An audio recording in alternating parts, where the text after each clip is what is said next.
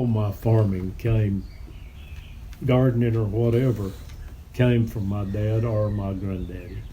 And both were a big influence on me. Yeah.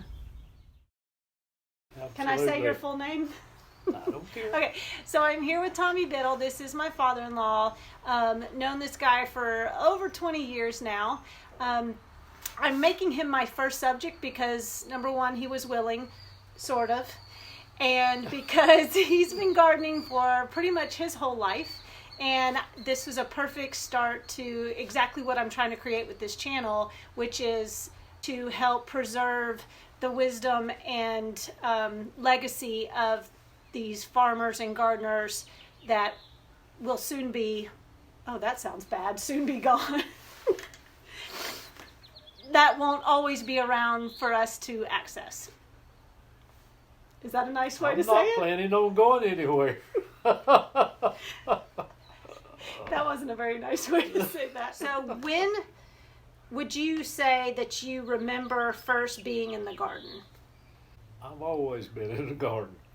I mean, that's the way we were fed. Everything we ate came out of a garden or off the farm. Who do you remember being in the garden with? My dad and my other brothers. We all worked in the garden. Yeah. What size garden did you have? How big do you say it was? Much larger. Yeah. Because we raised everything we ate. Dig one long trench, and then I just drop my potatoes. Okay.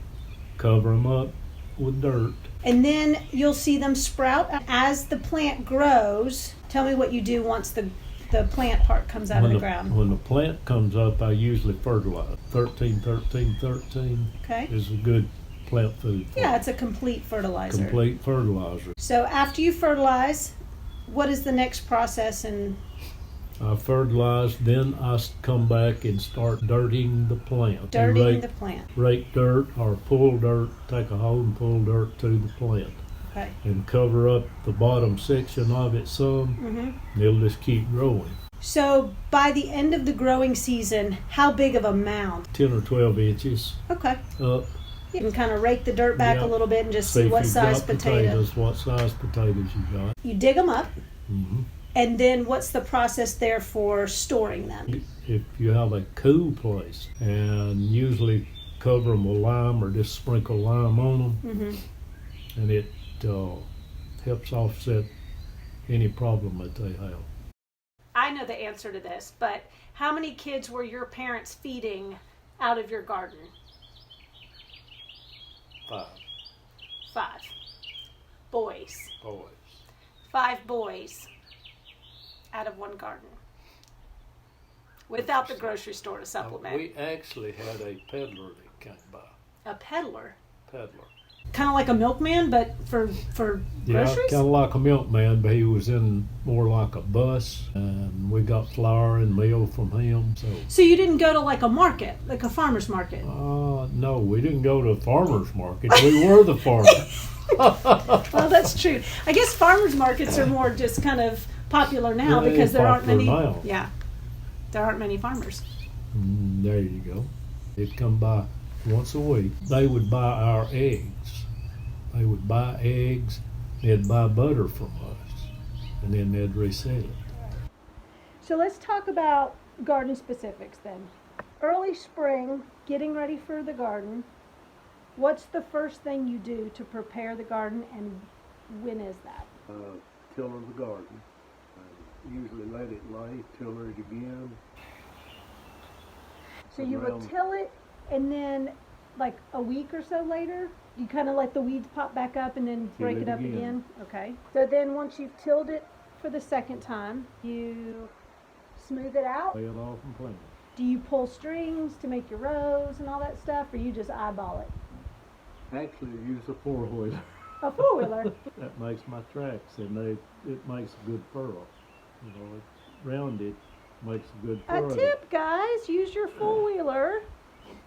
I'll run one tire in the same track over here that I just made, and that I might move them down that way. I did not know this. You gotta use your head. He's not sharing all his secrets with me. glad we did this.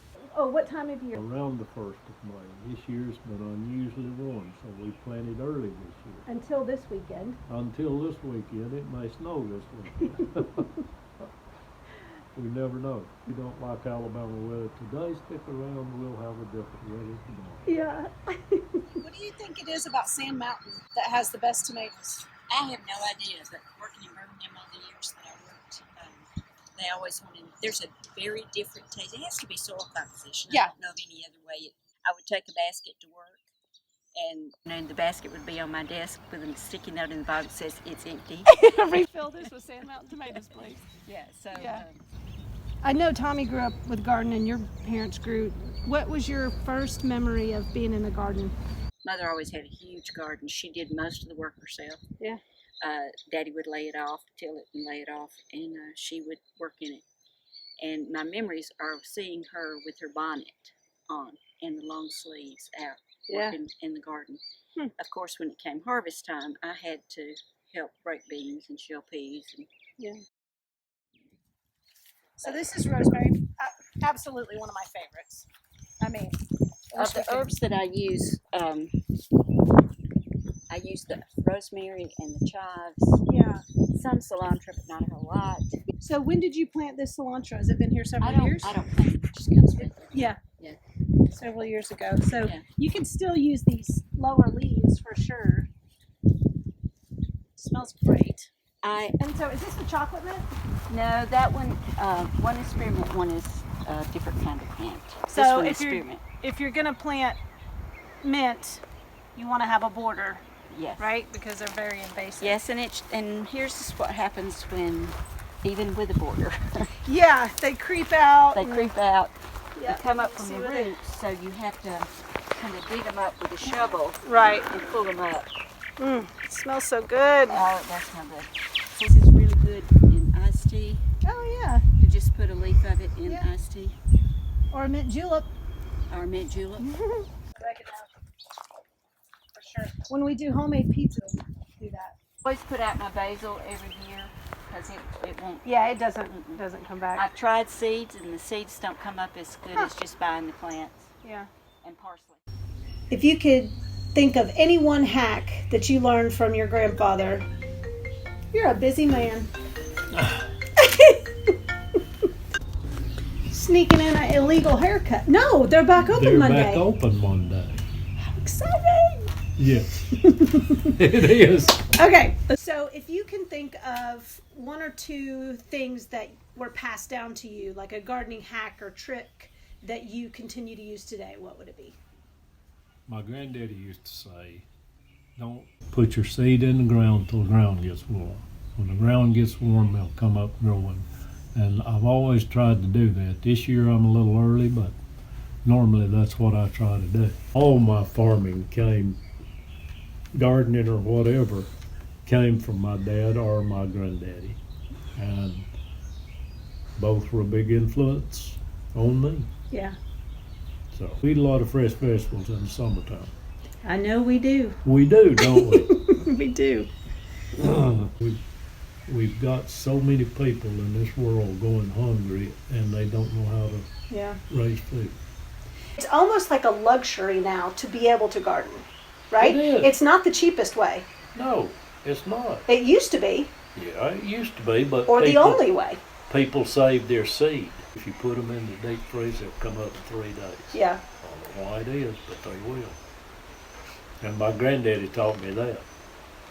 He put his in the deep freeze. In the deep freezer. Well, thank you for being my guinea pig. Okay. I appreciate it. I think everybody will enjoy hearing a little history, you know? All right, so I hope you enjoyed the time with my mother and father-in-law like I did. Kind of neat to hear their stories and just seeing them reminisce on times when they were growing up and sort of what the garden meant to them, why they still garden. Obviously, we can all go buy our own food now. That's definitely a possibility, but there's just something more to it than that. So thankful to my in-laws for allowing me to come do that. I'm so thankful to Davis for his patience and being willing to entertain and humor me. Old people. Well, that's what you told me. You wanted old people yesterday. No. Davis, she called me and insulted me the first thing last night. You have wisdom. That's what I'm trying to capture.